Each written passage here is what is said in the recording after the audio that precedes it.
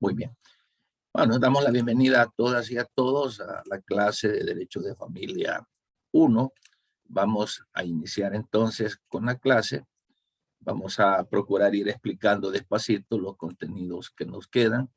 Y cualquier duda, por favor, les voy a pedir que me interrumpan. Conmigo no hay problema, usted me interrumpe porque lo más indicado es que vayamos atendiendo o entendiendo prácticamente lo que se va lo que se va a hacer. Bien, entonces estuvimos hablando acerca en las últimas clases de las causas de la pérdida de la autoridad parental, pero también hay suspensión, decíamos, ¿ok? Cuando hablamos de pérdida de la autoridad parental, la palabra misma se los indica, se perdió, ¿verdad? Totalmente, ya no, ¿verdad? Y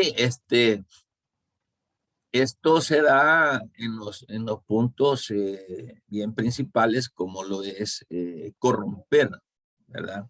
Que los padres o la madre o el padre estén corrompiendo a los hijos o estén ahí promoviendo alguna corrupción como tal. Esa es la primera causa. La segunda es cuando uno de los padres abandone, ¿verdad? Cuando se abandone a los hijos sin causa justificada.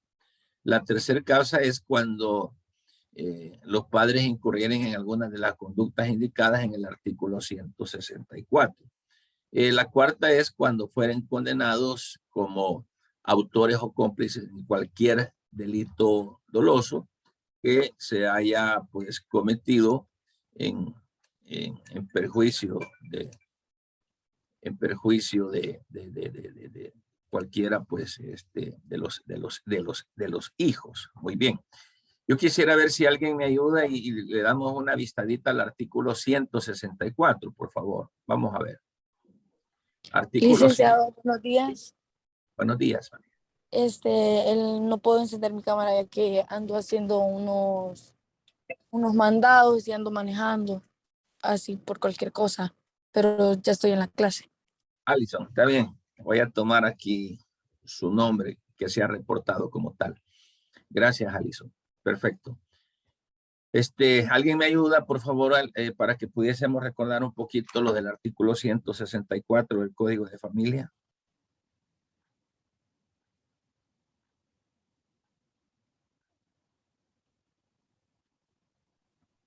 Artículo 164, sanción por Ajá. fraude.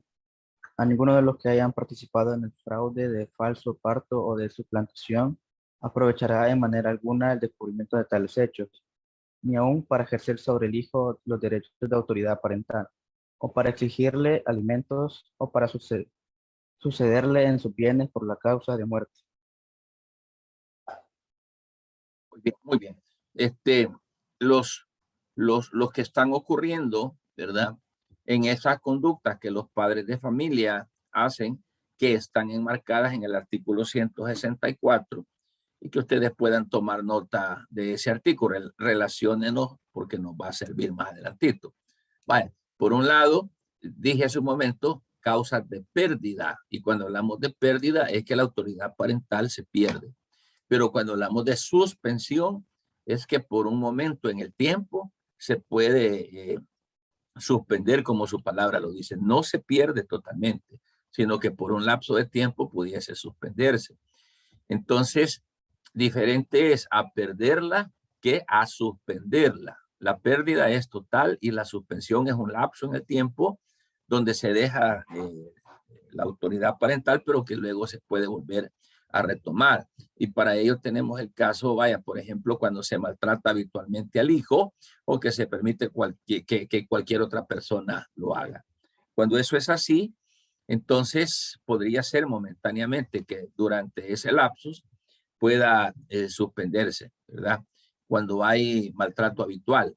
En la segunda causal es porque los padres sean alcohólicos o drogadictos o los padres tengan algunas actitudes de inmoralidad notoria, ¿verdad? Ahora, esto puede poner en peligro, lógicamente, a los hijos, la seguridad moral de los hijos, y por consiguiente, en estos casos, la pérdida no es total, sino que es por un tiempo determinado. Por otra situación que podría ser, que es la tercer causal, cuando de parte de los padres hay alguna enfermedad mental. Porque esto podría ser momentáneo también. Y cuando se da esta situación, el juez competente debe de declararlo como tal para poder suspender la autoridad parental. Y en la cuarta causa, que podría ser por la ausencia, pero que no se justifica esa ausencia, o por una enfermedad que sea prolongada. Quiero que noten una cosa, eso es bien importantísimo. Los causales para la pérdida son unos y las causales para la suspensión son otros. Y que por consiguiente, una cosa es suspender la pérdida, es decir, suspender por un momento la autoridad parental, y por el otro lado es la pérdida total de la autoridad parental, ¿verdad? Ahora, esto de la pérdida de la autoridad parental tiene que ver con una resolución judicial, porque no es que porque yo o la mamá pues le diga al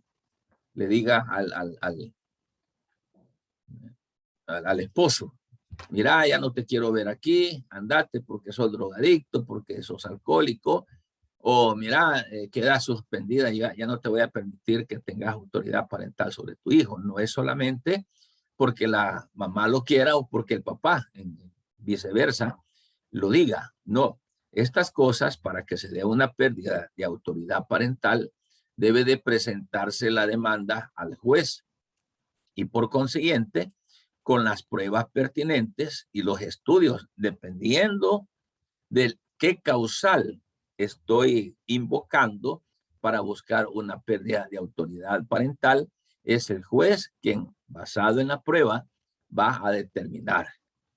No es así nomás, no es porque se le ocurra a la mamá decir, mira, ya no, ni al papá.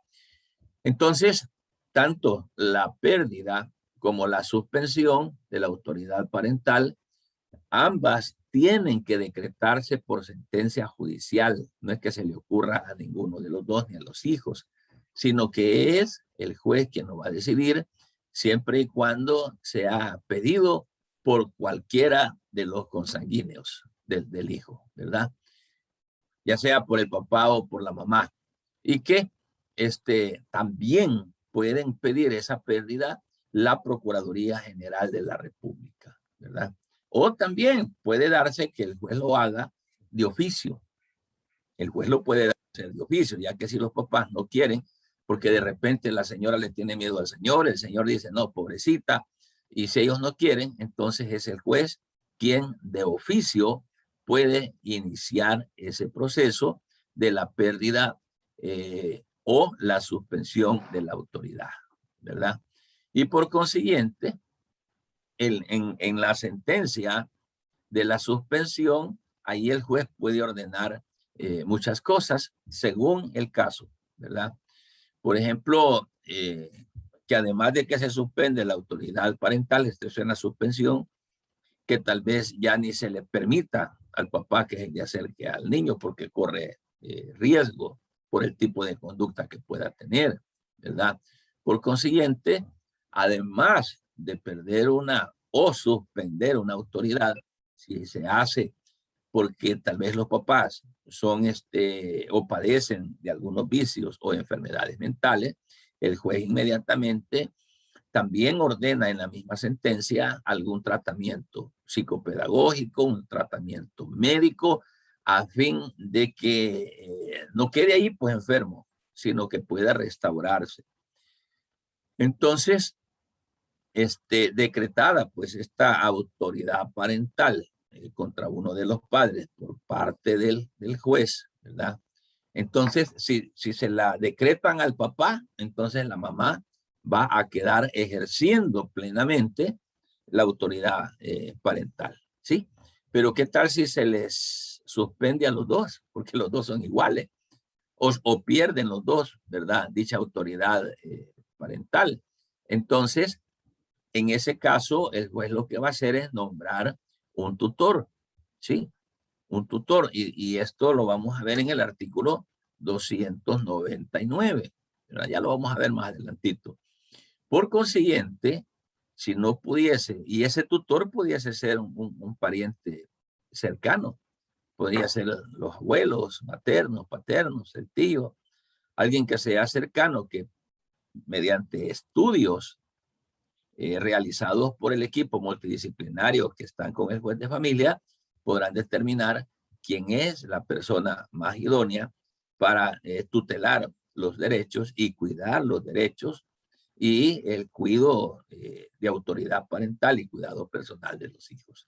Este es en el caso de que tanto papá y mamá tengan por sentencia judicial suspendida la autoridad. Entonces, si solamente se le suspende al papá, quien sigue ejerciendo es la mamá. Si es a la mamá que se le suspende, sigue ejerciendo el papá. ¿Ok? Entonces, recordemos de que una cosa es la suspensión y otra cosa es la pérdida. Son dos cosas totalmente diferentes. Ok.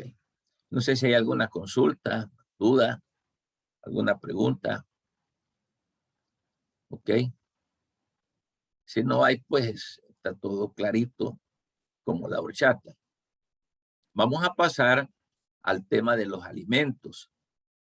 ¿Y qué son los alimentos? Ya se van a dar cuenta ustedes que cuando hablamos en materia de familia, de alimentos, no nos estamos refiriendo a los frijoles únicamente, ¿verdad? O sea, a la comida. Cuando hablamos de alimentos, encontramos en el artículo 247 un concepto. Y la ley lo define, el alimento, como prestaciones, ¿sí? Prestaciones que permiten satisfacer las necesidades de sustento, ahí se habla de comida, de sustento, de habitación, de vestuario, de conservación de la salud, de la educación, del alimentario, ¿ya? O sea, del hijo a quien se le van a proporcionar los alimentos. ¿Ok? Ahora, ese conjunto de prestaciones que se llama sustento, habitación, vestuario, salud, educación, todo esto es lo que el legislador encierra en su artículo 247 bajo el concepto de alimentos. Ahora bien, ¿quiénes son los que son llamados a dar esos alimentos? Es decir, ¿quiénes están obligados a sostener a sus hijos? El artículo 248 dice que, en primer lugar, recíprocamente se pueden deber alimentos, es decir, satisfacer las necesidades recíprocamente, en primer lugar, los cónyuges. Mire qué interesante, porque es probable de que el juez le ordene al esposo que le pase una cuota a la esposa, por ejemplo. O podría ser de que ella el juez resuelva de que ella le pueda pasar una cuota a su esposo, dependiendo de las circunstancias que se presenten. Entonces, cuando hablamos de que se deben recíprocamente alimentos, es una cuota de sostenimiento que tanto el hombre se la puede pasar a la mujer como la mujer se la puede pasar al hombre, siempre y cuando el juez así lo resuelva, porque mediante la prueba que se ha presentado, podría decirse pues de que uno de los dos así lo necesita. Esa es la primera. La segunda, también son obligados para dar alimento los ascendientes y descendientes hasta el segundo grado de consanguinidad y los hermanos.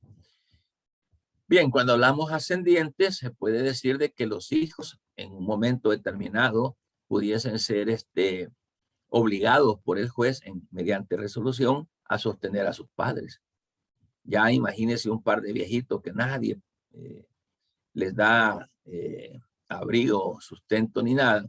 Pudiésemos presentar una demanda y decir, mire, demandamos a fulano y a mengano como hijos de estos señores para que les den una cuota de alimento. Entonces, y cuando hablamos de descendientes, es que lo que nosotros estamos acostumbrados a ver es que los papás les dan cuota a los hijos, que eso es lo que estamos acostumbrados a ver. Es decir, tanto papá y mamá, los dos en una familia, están obligados a proporcionar a sus hijos sustento, habitación, vestido, salud, educación y todos esos elementos que conforman el concepto de alimentos, ¿ok? Entonces, naturalmente y comúnmente son los papás los que sostienen a los hijos desde que nacen hasta que cumplen los 18. Pero si ya cumplieron los 18, los hijos siguen estudiando con provecho, los padres siguen obligados a darles y proporcionarles todas las necesidades que esto requiere. Entonces, este es en el caso de un matrimonio, de un hogar que está estable, papá y mamá juntos y los hijos en la misma casa. Pero ¿qué sucediera si hay separación, hay divorcio, por ejemplo? La mamá se va por un lado y el papá se va por el otro. Hubo ruptura. Entonces el juez, siempre mediante una resolución judicial, va a decidir, por un lado, el cuidado personal de los hijos, que eso ya lo veíamos en las clases anteriores. Y va a decir, por ejemplo, este niño o esta niña se queda bajo el cuidado personal de la mamá, por ejemplo. Entonces, como se quedó bajo el cuidado personal de la mamá, ¿quién va a dar los alimentos? Tendría que ser el papá. ¿Sí? Entonces dice el juez, y al papá se le obliga al pago de alimentos por una cuota mensual de tanto, que es lo que ponen en la Procuraduría también. Entonces aquí es viceversa. Si el niño o el hijo queda bajo el cuidado de la mamá, al papá el juez le dice que debe de estarle pasando una cuota mensual. Pero si el niño o niña queda bajo el cuidado del papá, la ley le dice a la mamá que ella tiene que estarle pasando una cuota. Este es en el caso de que papá y mamá llegaran a separarse. Entonces uno de los dos está obligado.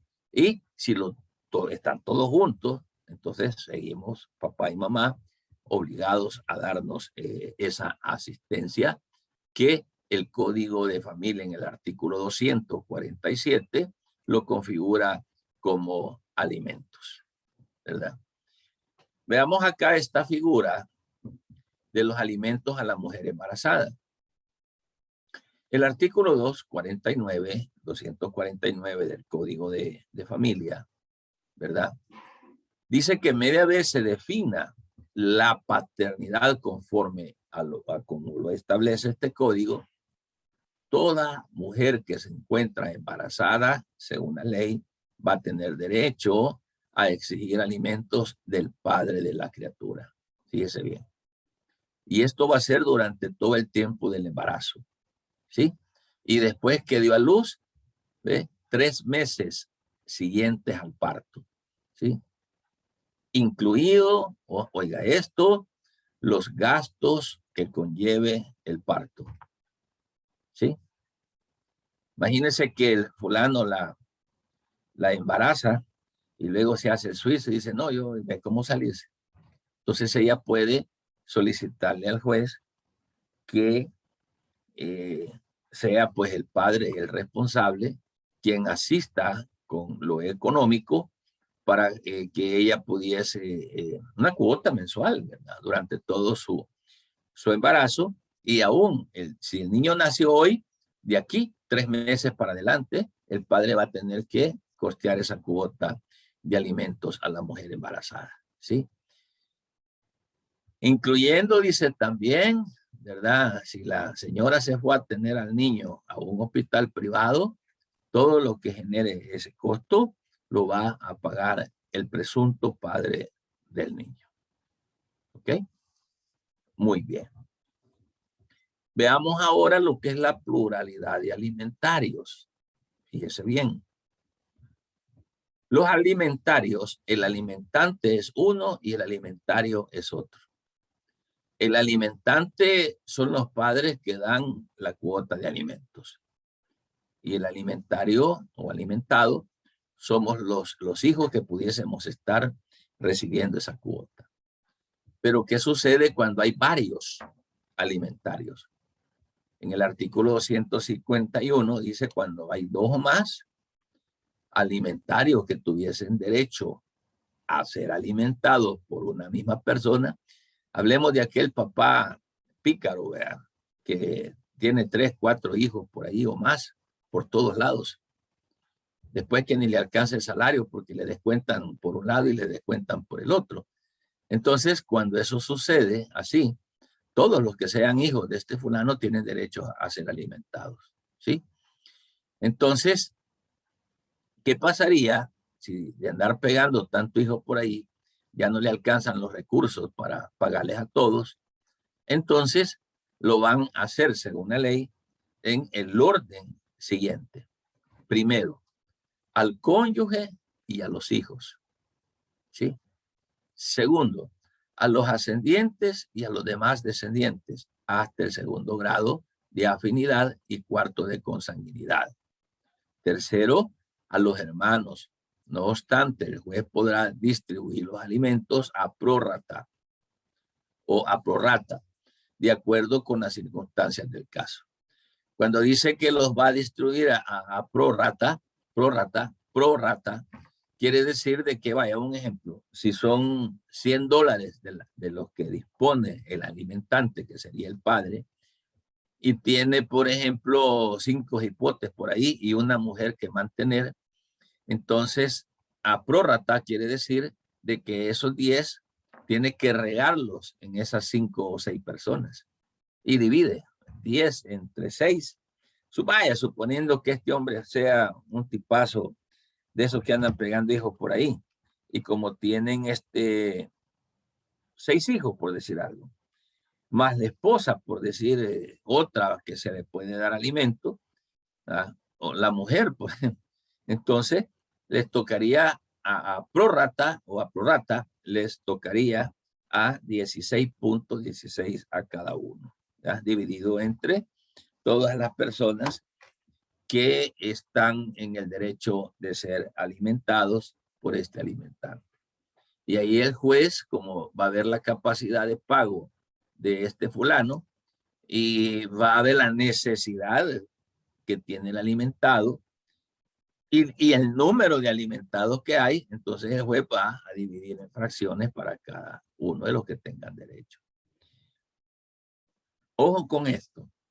Para establecer cuánto va a ser la cuota mensual que alguien le va a pagar a un hijo, por ejemplo, en calidad de alimentos, el juez va a estudiar a través de del equipo multidisciplinario, por ejemplo, el trabajador social, para investigar cuál es la capacidad de pago que esta persona tiene. ¿Por qué? ¿Cuánto pudiese pagar una persona que gana $365, que es el mínimo? ¿Cuánto pudiese pagar de alimentos una persona que gana $1,000, por ejemplo? ¿Cuánto pudiese pagar una persona que gana $3,000?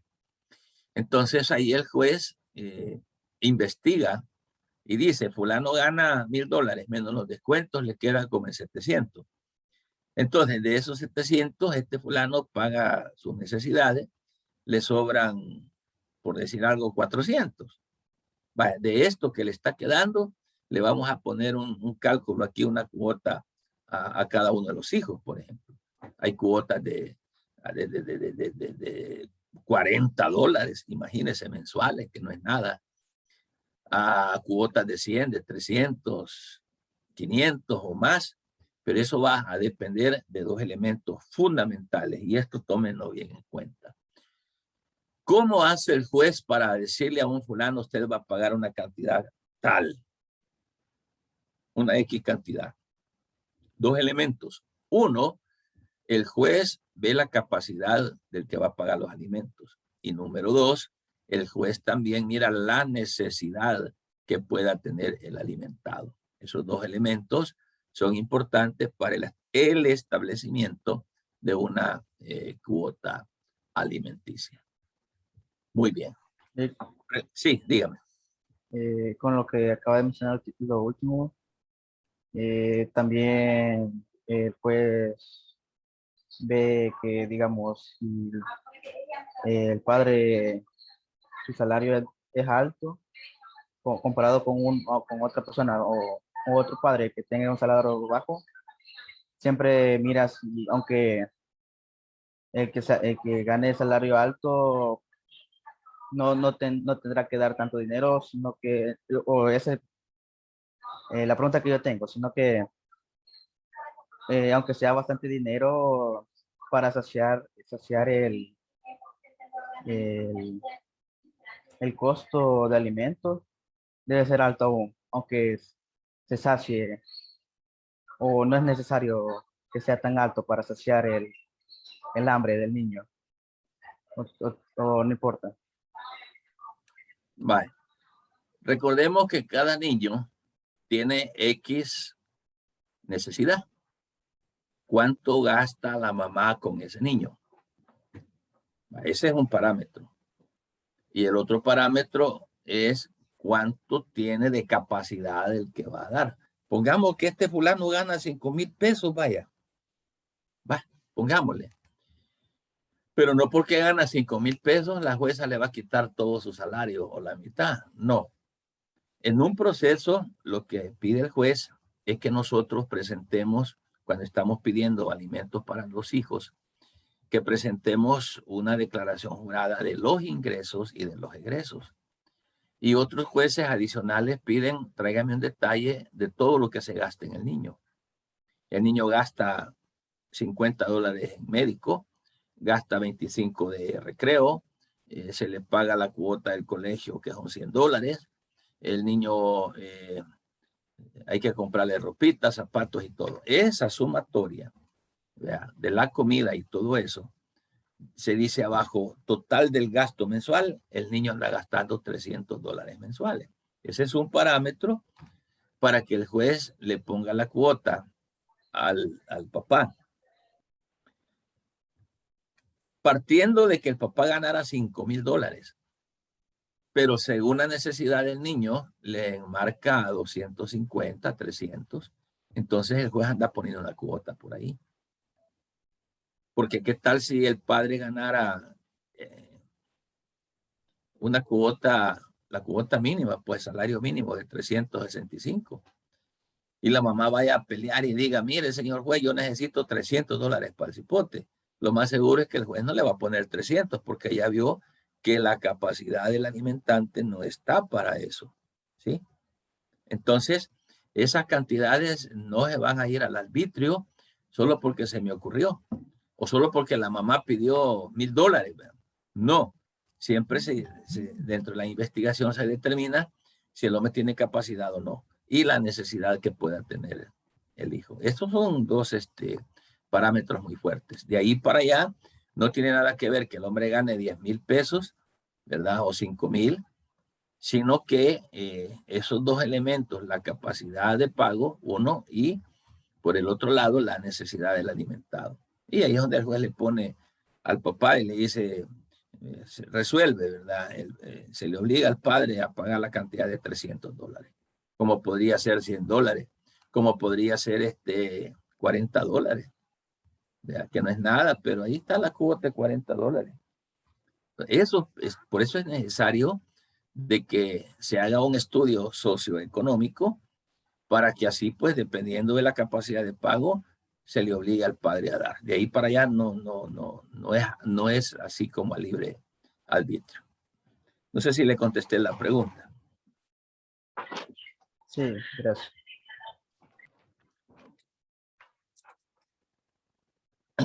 Si no hay más preguntas, vamos a ver lo que dice el artículo 270 del Código de Familia, que habla de la cesación de esa obligación. Es decir, que no es que el papá esté obligado toda la vida a pagar esa cuota, sino que todo tiene su término también. Y en este caso, el artículo 270 habla de cuándo es que va a cesar esa obligación. Vale.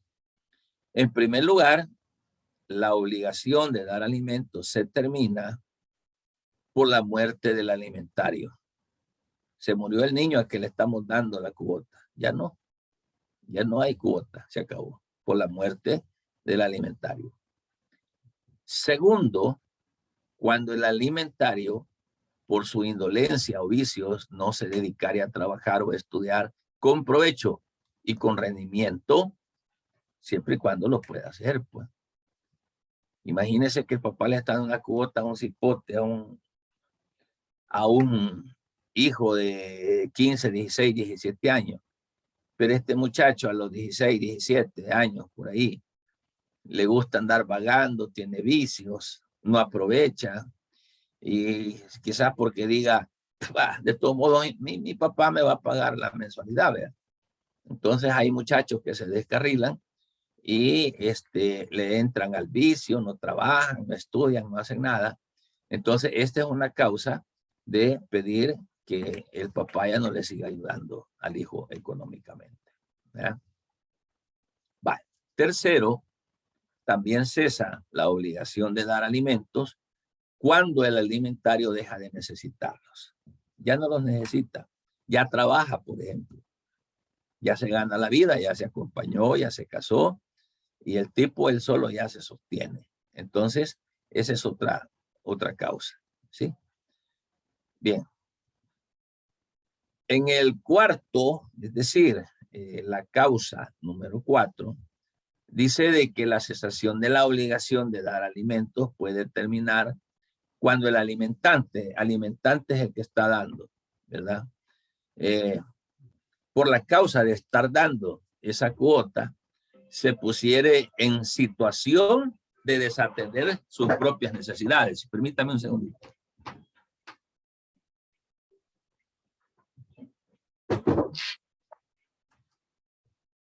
En este sentido, entonces, también se puede dar la cesación de la obligación, ¿sí? Cuando el alimentante, por estarle ayudando a sus hijos o a la cónyuge, ¿verdad?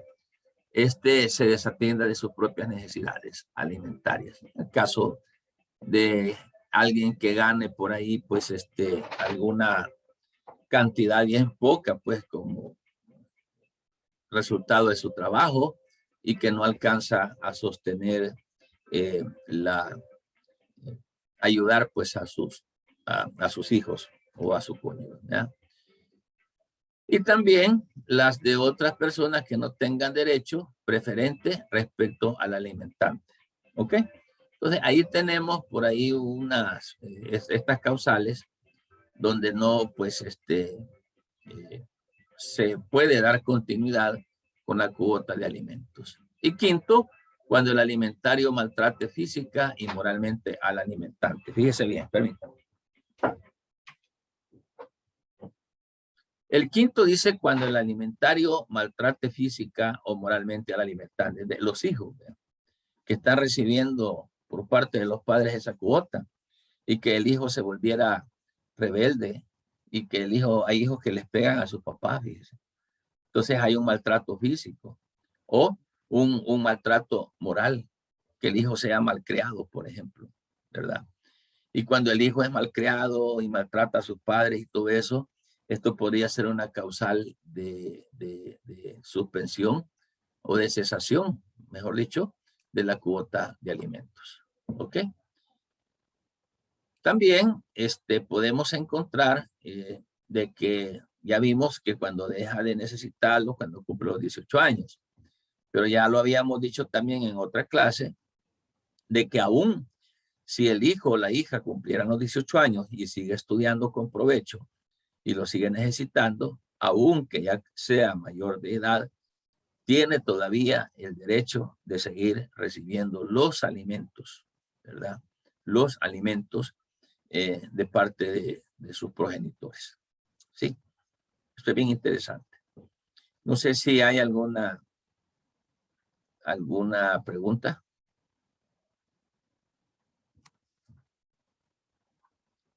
Ok. De no haber pregunta, entremos entonces al artículo 272, que nos habla acerca de la tutela. Veamos cómo funciona este asunto de la tutela. Con relación al artículo 272, ¿ok? Esta tutela o guarda, ¿sí? O guarda, así es, tutela o guarda, es un cargo que se le impone, o sea, el juez lo impone, ¿verdad?, a aquellas personas o a ciertas personas para el cuidado de los menores de 18 años o para el cuidado de las personas que son incapaces, ¿sí? Pero son aquellos que no tienen papá, no tienen mamá, que son huérfanos, que no, porque acuérdense que los primeros llamados en cuidar a los hijos o la autoridad parental son papá y mamá. Pero si estos hijos son, dijéramos, huérfanos, no tiene quien por ellos, entonces el juez va a nombrar una tercera persona quienes van a cuidar de estos menores de 18 años, ¿sí? Los van a proteger, ¿sí?, y los van a representar legalmente. Entonces, la figura de la tutela viene como a sustituir la autoridad parental que tienen los padres sobre los hijos. Entonces, la tutela, repito, es el cuidado o la guarda o el cargo que se le da a una persona para que cuide a un menor de 18 años o a una persona que tenga discapacidad, ¿ya? La tutela sobre un menor de edad que esté casado, acuérdense que antes podían casarse los menores de edad, hoy ya no. Hoy no, quedó abolido o derogado ese artículo, ¿verdad? Pero aquí dice, la tutela del menor casado se limitará a la administración de sus bienes y a la representación en actos y contratos relacionados con los mismos, ya que un menor de edad, pues, no pudiese compadecer a celebrar un contrato como tal por la incapacidad en relación a su edad. No ha cumplido los 18 años. Entonces, cuando este menor de 18 años ya es casado, entonces la tutela no es plena, sino que se va a limitar a administrar únicamente sus bienes, ¿sí? Por otro lado, esas personas, pues, que ejercen la tutela, a esas personas se les llama tutores o se les llama guardadores. O también se les llama, a los tutelados se les llama pupilos o también se les llama tutelados. ¿Ok? Por un lado, tutores o guardadores son aquellos que cuidan. Y por el otro lado, cuando son menores de 18 o tienen una discapacidad, esos tutelados también son llamados, la ley los llama pupilos. Pupilos. Muy bien. Veamos el artículo 273, viene hablando de la obligatoriedad de la tutela. Y dice aquí la ley de que obliga a desempeñar la tutela de algún menor de edad o de un incapaz, en primer lugar, a los parientes, ¿sí? Pero que el pariente tiene que estar plenamente capaz, pues también. Entonces, en primer lugar, se obliga a los parientes. Si no tiene papá, no tiene mamá, no hay quien por él, entonces el juez manda a llamar a un pariente. Podría ser un tío, ¿verdad? Es decir, el hermano de mi mamá, el hermano de mi papá, ¿verdad? Pero, ¿qué sucede si no hay parientes? Si no hay parientes, entonces el juez dice, de conformidad a la ley, de que pueden ejercer obligatoriamente la tutela, ¿verdad? Cualquier persona, pero siempre y cuando esa persona cumpla con los requisitos legales y consienta esa persona en hacerlo también. Es decir, que no va a ser cualquier persona, ¿verdad?, sino que tienen que ser personas que, cuando dice la ley que reúnen los requisitos legales, son personas que tienen moralidad, son personas que tienen capacidad, ¿verdad? Son personas que tienen un comportamiento adecuado que lógicamente le va a dar a sus hijos o a sus pupilos o a sus tutelados, les va a dar, no a sus hijos, ¿verdad?, sino a sus tutelados y a sus pupilos, les va a dar una enseñanza lo más correcto, ¿sí? Entonces, tal cual, así las cosas se crean por la ley, Asimismo, la ley dice cómo se finalizan. Y el artículo 330 habla del fin, cómo se finaliza una tutela. Esta se finaliza en primer lugar, usted está siendo tutelado, pero esa tutela se le va a terminar cuando el menor de edad alcanza la mayoría de edad. ¿Por qué? Porque ya se vuelve una persona capaz de poder obligarse, o una persona de poder ejercer sus derechos a los 18 años. Entonces, alcanza la mayoría de edad el pupilo. Esa sería una razón, ¿verdad? También, aunque alcanzara la mayoría de edad, puede darse el caso que la tutela se prorrogue por cualquier razón. En segundo lugar, cuando muere el pupilo o cuando muere el tutor, ahí finaliza la tutela. ¿Ok? Y en cuarto lugar, por quedar el pupilo sujeto a autoridad parental. ¿Sí? De tal manera de que al igual una persona se le da una tutela, esa tutela se margina en la partida de nacimiento. Ojo con esto. Porque así se sabe legalmente quién es la persona que está ejerciendo autoridad sobre ese, cuidado sobre ese pupilo. Y cuando la autoridad, la tutela se finaliza, también se está finalizando esa obligación que tiene a través de una marginación en la partida de nacimiento del menor de 18 años, ¿sí? Porque la tutela ahí se termina de esa manera. Entonces, esas son las razones de cómo una tutela finaliza, ¿verdad? Entonces, como han visto ustedes, la ley viene siempre dándole solución al seguimiento del desarrollo del menor de 18 años. Si tiene sus papás, ellos son los que lo van a cuidar, lo van a alimentar.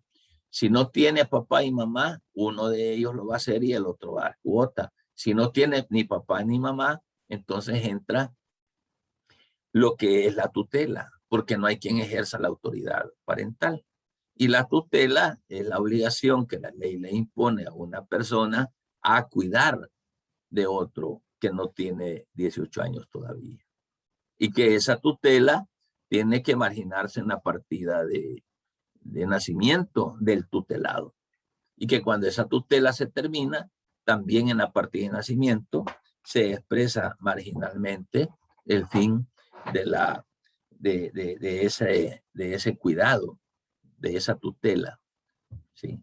Que se tiene sobre una persona que no ha cumplido 18 años. ¿Ok? ¿Preguntas? ¿Inquietudes? ¿Comentarios? ¿Algo que no haya quedado claro? ¿Algo que dije que no se entendió?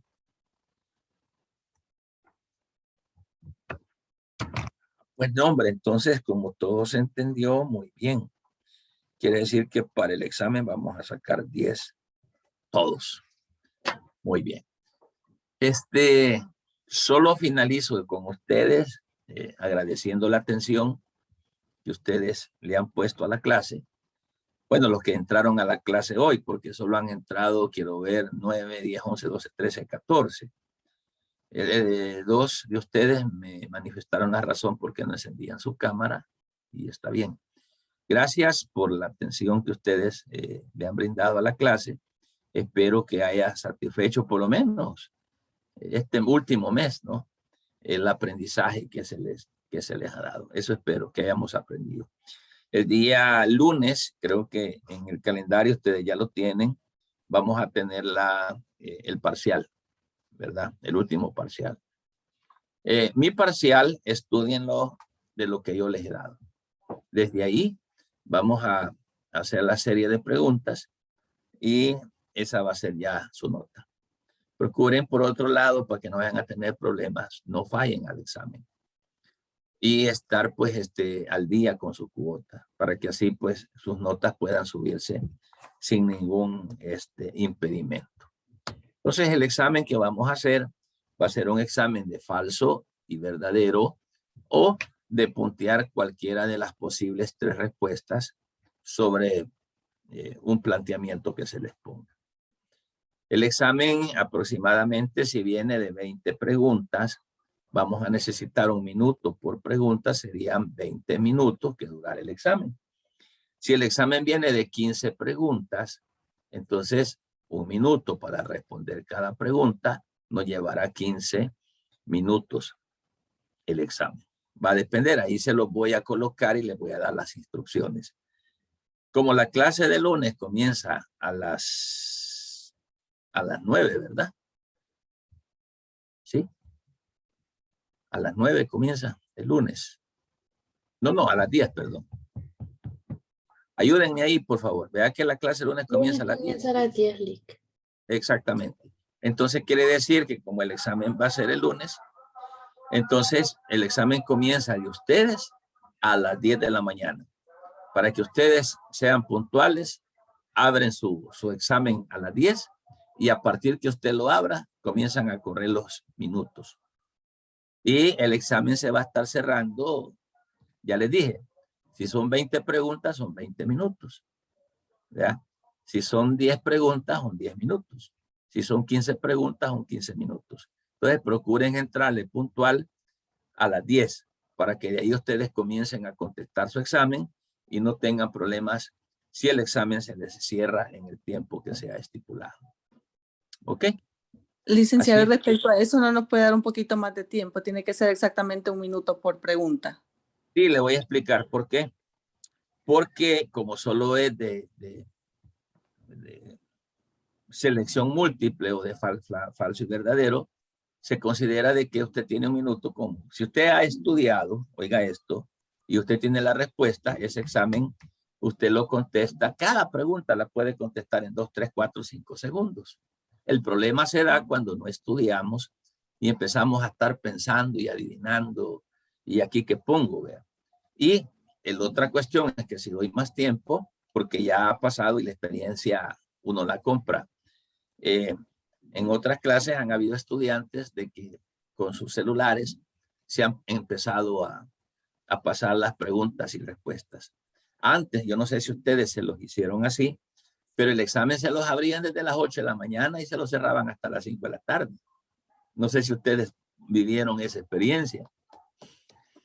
Entonces, En el ¿qué caso, sucedía? licenciado, lo que pasó con el laboratorio anterior fue que en lo que tomé tiempo para entrar, o sea, ya no me dio tiempo para contestar todo el parcial, todo el laboratorio, porque tomé tiempo a veces el internet, entonces, y la plataforma a veces es un poco lenta también. Pero acá el examen comienza a correr desde que usted lo abre. No desde que abre la plataforma, sino que a partir de cuando usted abre el cuestionario. Como Bueno, les decía, antes se abría el examen a las 8 de la mañana y usted podía contestarlo a las 9, a las 10, a las 12. Pero ¿qué sucedía? Que los que habían trabajado el examen temprano tenían ya las preguntas y se las pasaban al resto, que llegaban 1 hora después a hacerlo. Uno de estudiante crea, innova, pues, ¿verdad? Y entonces, dada esa situación, yo mis exámenes los hago dándoles 1 minuto por cada pregunta, ¿verdad? Suficiente tiempo. Así es que el examen viene fácil y es poco lo que tienen que estudiar ustedes, porque solamente van a estudiar lo único que yo he dado. Es fácil, poco. Y les voy a subir estas láminas para que las lean. Y ya van a ver si aquí solo 9 y 10 van a ver. Ok, jóvenes, ha sido una bendición conocerles a los que abrían las cámaras. Con los que no las abrieron, no va a contar aquel punto de asistencia ni participación, sino que van a tener tal cual la nota que saque. Cuídense. Cuídense todos. Gracias, Lick. Muchas Feliz día. gracias, licenciado. Gracias, licenciado. Gracias, Bueno, Lick. bueno.